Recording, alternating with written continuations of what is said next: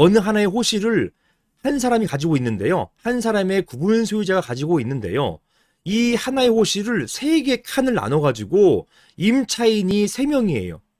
이런 경우에 임차인, 점유자가 3명이라고 3명의 의결권을 행사할 수 있는 게 아니고요. 결국은 하나의 구분 소유자 1명을 기준으로 해가지고 의결권을 행사할 수 있다. 이걸 얘기하는 거예요. 어찌되었든 의결권, 점유자도 의결권을 행사할 수 있다. 이렇게 된 것입니다. 근데 특이한 게 여기 참석이라는 표현을 썼다는 것이죠.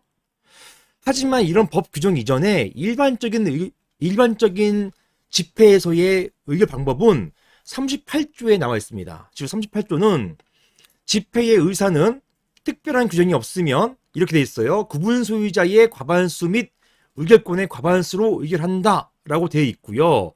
이러한 의결권은요, 요거는 사실은 직접 의결이라 볼 수 있는 것이고, 왜냐, 당연하니까. 그런데요, 이런 의결권은요, 이 항 보시면 간접적으로 행사할 수가 있어요. 의결권은, 이런 구분 소유자는 직접 집회에 나가서 의결할 수 있다 되어 있는데, 이 항에는 이러한 의결권은 서면 결의잖아요. 또는 전자적 방법의 결의, 또는 전자투표잖아요. 그리고 대리인을 통해서, 이거 위임장을 통한 대리인 투표잖아요. 이러한 간접 투표를 2항에서 허용해주고 있습니다. 집합금융법 38조 2항에서 서면, 전자적 방법 또는 대리인을 통해서 의결권을 행사할 수 있다 라고 해놔서 1항처럼 직접 의결을 하든지, 아니면 2항처럼 서면, 전자적 방법, 대리인, 이건 위임장입니다. 이렇게 위임장을 통해서 간접적으로 행사하든지 다 가능하다는 것이에요. 이러한 근거를 다 두고 있습니다. 그런데 다시 올라가서 24조 4항에는요, 점유자는 집회에 참석해서 이런 표현을 썼기 때문에 혼동하시는 게, 참석은 이거는 서면이나 전제 방법, 이런 대리인 행사 방법, 이거 뭐 안 된다는 거다. 이거는 직접 참석만 말하는 거야. 이렇게 오해하시는 경우가 생긴단 말입니다. 판례도 간혹가다 이런 경우가 있던 것 같아요. 하지만 이게 대법원에서 다 파기됐습니다. 직접 참석만 말하는 게 아니에요. 여기에서는 이 참석이라 썼다 하더라도 판례는요, 정리된 판례가 이거는 간접 참석도 다 포함한다, 이런 걸 얘기한다는 얘기예요. 따라서 정리해 보겠습니다. 사안의 쟁점은 집합금융법이 구분 소유자의 의결권 행사에 대해서 직접 행사는 물론 서면이나 전제 방법, 그 다음에 대리인 통한 행사를 모두 인정하고 있는데 반해서, 방금 전에 보셨죠.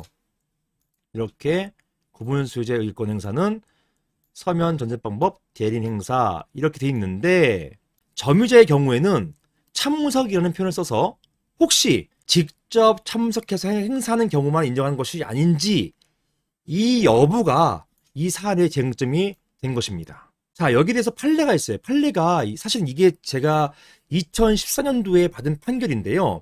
이 판결이 어떻게 이루어졌냐면, 제가 동대문에 있는 상가인데 10년 동안 관리권 가지고 다툼이 있었어요. 왜냐면 소유자가 거의 1000명이 넘습니다. 1000명이 넘으니까 서로 관리되고자 하는데 이게 구분 소유자 과반수 모으기가 쉽지가 않은 거예요. 그래서 계속 다툼이 있어 왔습니다. 그러다가 2013년도, 방금 말씀드린 것처럼 2013년도 6월부터 점유자의 의결권도 들어온 거예요.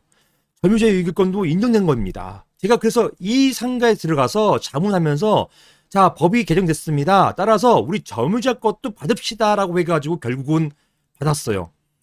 받을 때 점유자가 직접 참석한 거 아닙니다.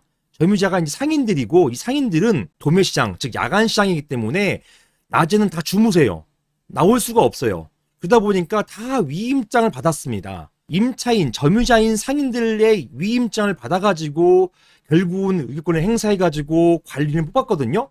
그러니까 반대파에서 이 주장을 한 거예요. 상인들 같은 임차인들은, 즉 점유자는 직접 참석해야 되는데 다 위임장 참석했으니까, 즉 대리 참석했으니까 이거는 전부 다 무효다, 이렇게 주장했던 겁니다. 자, 이게 쟁점이 됐던 판례이고, 이 판결의 결론이 2014년도에 났어요. 그러니까 거의 최초였단 말입니다. 최초에 이 쟁점을 아예 정리한 거예요. 그 판결에서 어떻게 판시했느냐 보시는 것처럼 집합건물법 24조 사항에서는 전유 부분을 점유하는 자의 의결권 행사 방법에 관해서 별다른 제한 규정 두고 있지 않다. 따라서 신설된 입법 취지 등에 비춰보면 원고의 주장과 같이 이게 반대파였습니다. 원고의 주장과 같이 점유자의 경우에는 집회에 직접 참석하여 의결권을 행사할 수 있을 뿐이라고 제한적으로 해석한다고 보기 어렵다. 이렇게 판시했어요. 그리고 이런 판시가 중앙법원이었는데요. 서울중앙지방법원이었지만 서울고등법원 그리고 대법원까지 다 동일한 취지로 확정이 되었습니다.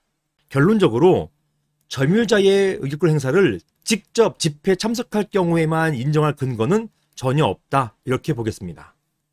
즉 점유자의 의결권 행사 보장이라는 입법 취지에 붙여보면 점유자에게도 서명결의, 위임장, 전자투표 같은 이런 방법을 통해서 간접적으로 의결권 행사도 인정된다. 이렇게 정리할 수 있겠습니다. 자, 그래서 질문이 점유자, 임차인은 과연 집회에 직접 참석해야만 의결권 행사할 수 있나요? 이런 질문을 주셨는데요. 그렇지는 않다. 간접적으로도 가능하다. 이렇게 답변을 드리겠습니다. 이상입니다.